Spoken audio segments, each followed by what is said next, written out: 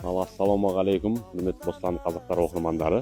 Міне бүгін көпшіліктің сұранысы бойынша Бақауылға келдік, 9-шы орта мектепке.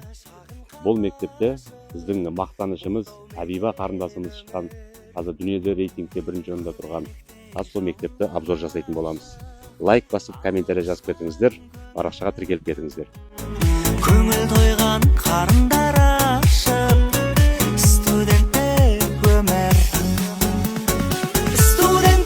өмірді сағындым, бастауындай бағымның.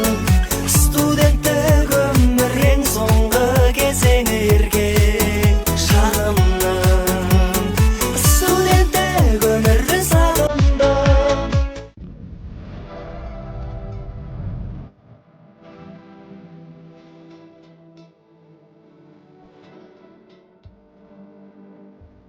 Қазір Бақауылды түсіріп жүрміз.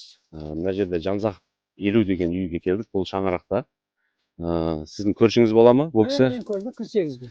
Бұл кісі 1986 жылдары интернационалдық борышын өтеу кезінде Ауғанстанда қаза тапқан, иә? Осы көшеге сол кісінің аты берілген бе? Иә. Ол қандай қызмет атқарған Бұл Ауғанстанда? снайперші болған. Снайперші болған ба? Снайперді тамағының жанынан өткен. Содан бұл кісінің яламаған. Бір ауыр жарада болған. Осы енді Бақауылда осындай батырларымыз туылып өскен екен. Кезінде сондай қызмет борышын өтеу кезінде қаза тапқан. Ел есімі ел есінде демекші, ер есімі ел есінде демекші. Сондай азаматтарымыз шыққан осы ауылдан. Қазір және былай қарай жүріп, Әбиба қарындасымыздың қара шаңырағын көрсетіп өтетін боламыз. Эфирден алыстамаңыздар.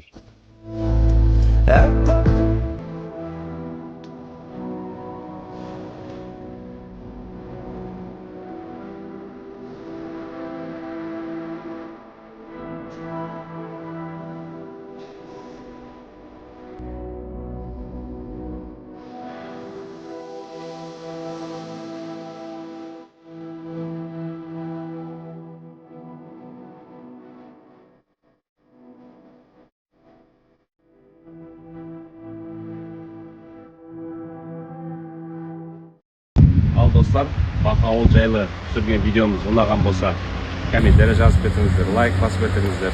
Бақауыл чемпиондар шыққан ауыл, өте керемет ауыл екен. Өзімізге де қызық болды бұл видеоны түсіру. Енді келесі ауылды түсіреміз.